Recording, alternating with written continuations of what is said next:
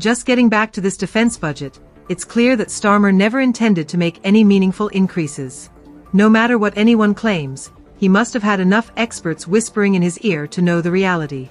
He implied that the defense departments would receive a fair share, ramping up their funding after a decade of decline. But guess what? It's not going to happen. And you know what? He knew it wouldn't happen. This almost borders on deceit. Starmer is clearly hiding something significant, and his recent performance at PMQs was an utter disgrace that cannot be overlooked. Let's dissect his so-called speech at PMQs. It was a disaster, plain and simple. Picture this. You walk into a job interview with your shirt on backward. That's the vibe Starmer gave off in the House of Commons. He faced Keir Starmer, and it was excruciating to witness.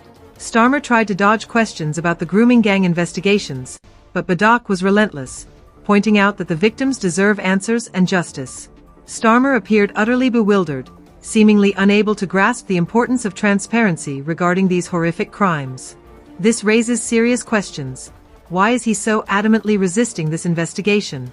Shouldn't an opposition leader advocate for clarity and justice? Instead, we watched him get tangled up in his pitiful arguments, and it was embarrassing. Even Elon Musk, the billionaire, chimed in to criticize his performance. When people like Musk start pointing out your political blunders, it's a glaring sign you failed spectacularly. By the end of it all, Starmer was left looking utterly defeated, confused and frankly pathetic. And then we had that interview where he implied it would be justifiable for Israel to cut off Gaza's power and water supply. When asked about it, he backpedaled, claiming he only meant that Israel has the right to self-defense. But he didn't clarify that this right doesn't extend to cutting off essentials like water, food, and medicine. This is the kind of leadership that makes you question if he genuinely cares about justice or if he's merely playing political games. Starmer's performance revealed his true character, and frankly, it's deeply disappointing. How can we trust someone to lead the country when they can't even handle tough questions in Parliament? His speech was a revelation, not one I'd want guiding the nation. The mess surrounding Starmer's personal staff has unearthed a trove of secrets from his past that are far from encouraging. During his tenure as Attorney General from 2008 to 2013, he was in charge of the Crown Prosecution Service while the horrendous grooming gang revelations began to surface. Let's be clear, while he was supposed to stand up for justice, many allegations suggest he turned a blind eye to the victims suffering to protect his own career. A man who claims to fight for justice potentially ignored the plight of the most vulnerable in society. This is outrageous and simply unbearable. There are whispers of a culture of fear surrounding these cases, where those meant to protect children prioritize their reputations over the lives of innocent victims. If you're fed up with this situation, now is the time to act. Sign the petition for a general election. Support is growing. We've jumped from 1,000 signatures to over 140,000. People are waking up. Reports detailing systemic failures have been prepared, but what has Starmer done with these recommendations? Apparently nothing.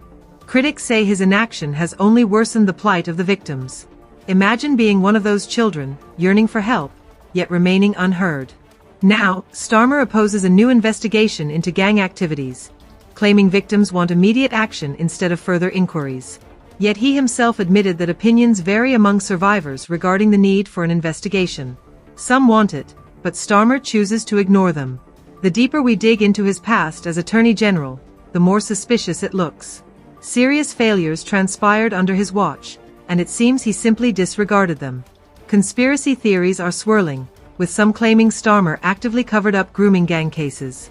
And then there's that interview with Rishi Sunak, where he made it clear he wouldn't resort to private healthcare if his loved ones were on a waiting list. In stark contrast, Starmer seems to imply he'd watch his family suffer while sitting on wealth. This discrepancy raises questions about the integrity of both political parties. Critics argue that Starmer prioritized political correctness over justice for victims, and it's hard to believe that the person in charge of prosecuting criminals was too afraid to tackle sensitive cultural issues. Moreover, there are rumors that Starmer protected powerful figures involved in these scandals, possibly taking orders from above to keep everything hush-hush. The grooming gangs exploit vulnerable young people, often from foster care or disadvantaged backgrounds, luring them in with gifts and attention before inflicting unimaginable horrors. Jacinda Sanera, an outspoken activist, emphasizes that this issue persists. It's unacceptable to watch Starmer shrug off the problem as if it doesn't matter. Lastly, it's been revealed that Starmer promoted to the cabinet someone who had a history of lying to the police and committing fraud. If you want to understand why he would do that, consider that the entire government operates on deception and misrepresentation. Former CPS employees have hinted at serious machinations under Starmer's leadership, describing an atmosphere of fear where employees felt pressured to avoid culturally sensitive issues. He may claim he's just following procedures, but when cases are systematically swept under the rug, you must question what's really going on. Starmer now opposes a nationwide investigation into grooming gangs, despite admitting that opinions among survivors are divided. Some want an inquiry, yet he brushes them aside. His arguments against an investigation fall flat. People are starting to suspect he's more interested in protecting powerful individuals than in helping victims. Share your thoughts in the comments. This is a critical moment for our country.